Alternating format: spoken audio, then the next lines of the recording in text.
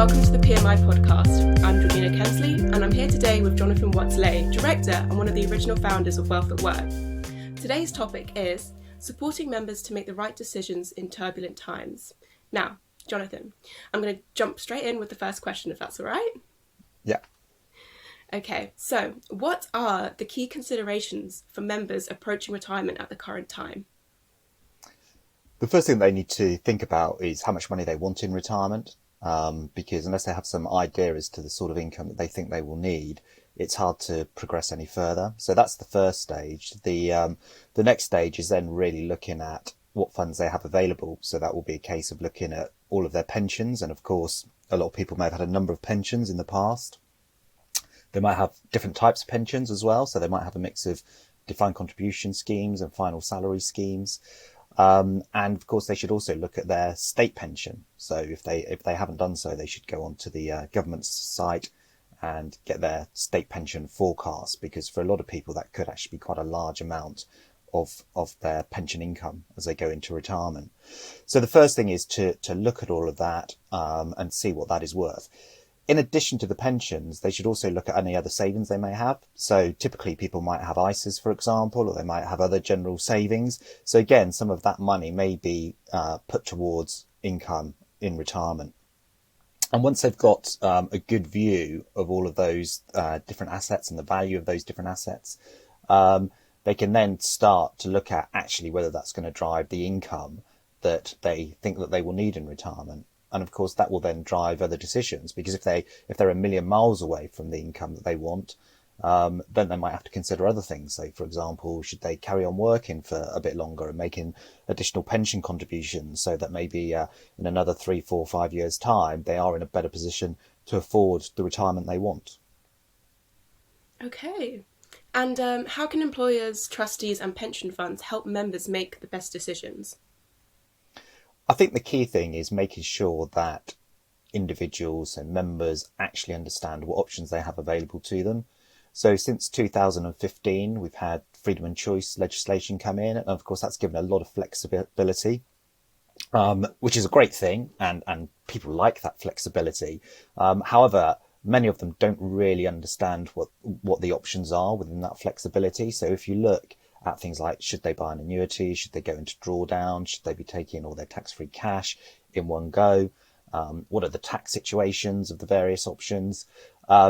People tend to have a very, very poor understanding of that. So in order for them to actually have a rounded view as to what options might be right for them, it's important that trustees and employers put in some sort of financial education around retirement, so that people can really understand what those options are, and they can understand the upside and the downside to those options, because it's very unlikely that there's any one option that will be almost like the slam dunk answer for somebody. Often it may be a combination of, or actually they're trading off certain things, again, depending on what sort of pension schemes may be actually contributing to that income in the first place. Right. And whereabouts can people educate themselves on these sort of subjects? Yeah, so a lot of organisations that we work with and a lot of pension schemes that we work with will basically put in a three-stage process. So that the first stage is very much the financial education bit. So typically that might be seminars, which these days tend to be online seminars, albeit they could be face-to-face. Often there's a lot of additional tools as well. Videos quite popular, animations are quite popular. So anything really that starts giving those individuals an understanding of some of the decisions that they need to make and actually what might influence those decisions. Secondly, guidance, because what a lot of people will say once they've actually looked through some of this stuff or they've been to a seminar, they often say, well, actually, what I really want to do now is have a chat with someone, just talk to someone. So guidance provision has actually grown exponentially over the last 2 or 3 years. And again, can be delivered in a number of ways. Probably the most popular is over the phone, but it could be video. I mean, it could be face-to-face as well.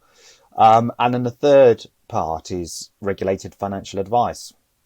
So there will be some people that will get to the point of going, right, I think I really understand this, but I really want someone to help me work through all the numbers. I really want somebody to effectively recommend what I should be doing. So having that three-stage approach is probably the most robust way to implement this type of program. Okay, and what exactly is the best practice for how to select a provider? I think the key thing is, if we go back to those three elements, I guess the key thing is finding a provider that offers all three, because there are providers out there that may offer one but not the other two, or two but not the third. So if you want a real comprehensive approach to this, then I guess the first thing is, can they offer all three of those? I think the other really important thing is experience within the workplace as well. So have they done it before? Can they provide metrics on the success of it? So that level of due diligence with past users, I think, is very important. And I think that certainly when you get down into the regulated advice area, then of course due diligence should cover things like what is the compliance process for signing off that advice.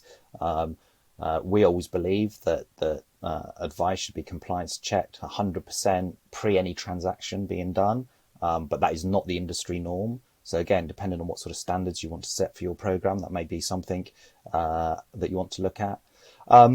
Also, regulatory record of the firm that you're using. It's really important to understand, have there been any issues in the past? And if there have, then that might be a reason why you don't want to use that particular firm. So there's a lot of questions, I think, within due diligence that either the employer or the scheme would need to go through before they make that selection.